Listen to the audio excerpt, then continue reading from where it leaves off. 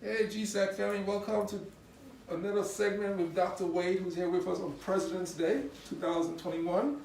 And we have Chase here. Chase is here for DHLPP number 3. And Dr. Wade, tell us about the DHLPP number 3. What makes that one so different that they can go outside after that one? So by the time they get their third booster, they will have built up enough immunity to help fight off the viruses that we're trying to protect them against. So it does take them several boosters before they have enough immunity or enough antibodies that will be protected. Oh, she just went and gave us a sample. So, we tell people don't let them go outside with grass and stuff like that. And don't be around other animals who are not in the household. Right.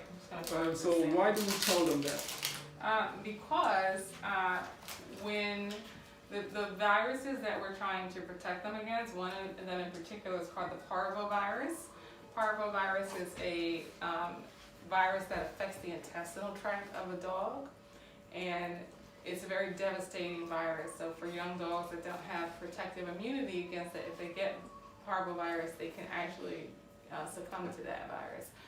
So it does take a lot of aggressive treatment to help them recover from it, but a lot of dogs don't survive if they are infected with that virus when they're young and they don't have enough immunity. So we really just say to keep them away from areas where there's other high dog traffic, just in the event that there's been a dog that had parvovirus, and because it's an intestinal virus, the virus is shed in the stool. So when a dog goes to the bathroom and makes a bowel movement, if that dog is infected with parvo and it has diarrhea and it goes on the surface, and then you bring your puppy that is naive or does not have immunity against that virus, and they come in contact with that stool that has the virus in it, that's how they can become infected. So just to be cautious, we have you to not allow them to go into spaces where other dogs have been.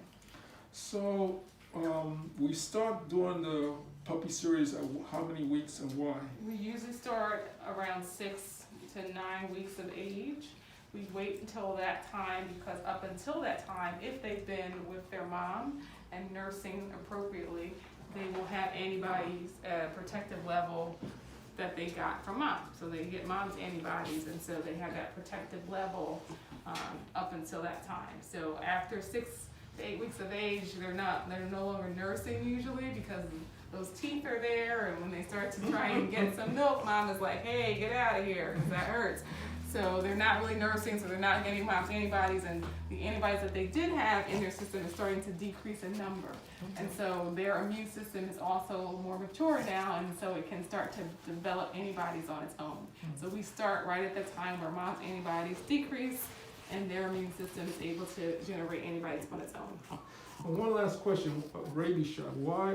When and what week should they get their rabies shot? So we can give the rabies vaccine as early as 12 weeks of age. So legally, we do not vaccinate for rabies until they are at least 12 weeks of age. So you said legally. Legally. Right. Okay. So I'll put that out there, legally. So if your dog is 12 weeks and not vaccinated for rabies, it is eligible, and by law, it is supposed to be vaccinated. Okay.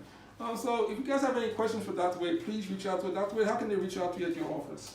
So when I am not here with my friends at Gsac, you can find me at my office at Uccn Animal Hospital, which is in West Oak Lane, Philadelphia. Our address is 6701 Uccn Avenue, Philadelphia, PA, and our telephone number is 215-224-2764. Okay, well this is Gsac with Dr. Wade. And as you can see, our little friend here is really happy to see Dr. Wade. So please get in contact with Dr. Wade if you have any questions, and we'll talk to you guys next time. Thank you so much.